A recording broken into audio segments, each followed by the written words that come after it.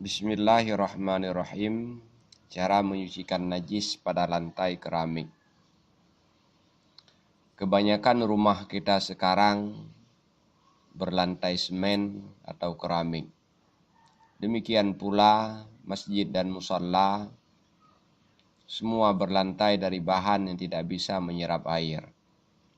Yang namanya lantai pasti rawan terkena kotoran dan pasti pernah terkena najis.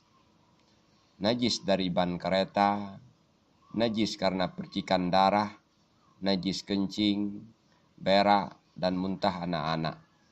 Najis kotoran ayam, kotoran tikus, kotoran cicak, dan lain sebagainya. Ketika lantai bernajis, sangat rawan menyebabkan sholat kita tidak sah. Karena lantai itu selalu kita pijak dan menyebabkan kaki kita bernajis ketika kita memijak lantai bernajis dengan kaki yang basah. Lalu kaki yang basah itu kita bawa kemana-mana sehingga seluruh benda yang terpijak jadi bernajis. Maka segeralah bersihkan lantai ketika terkena najis. Cara membersihkannya adalah 1.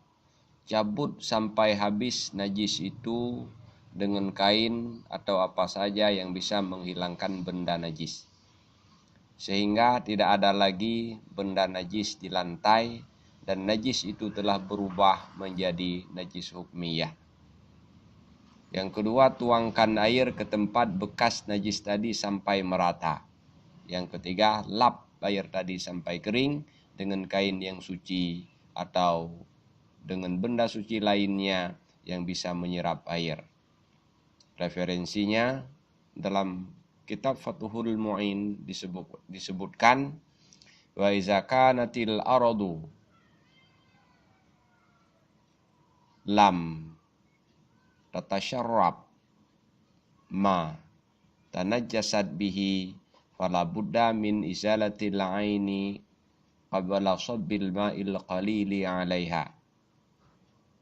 Dan apabila adalah lantai itu tidak bisa menyerap ia lantai akan barang yang bernajis ianya lantai dengannya barang, maka tidak boleh tidak daripada menghilangkan najis sebelum menuangkan air yang sedikit atasnya lantai. Demikianlah cara menyucikan lantai keramik atau lantai semen dari najis. Wallahu a'lam bishawab. Walhamdulillahi rabbil alamin.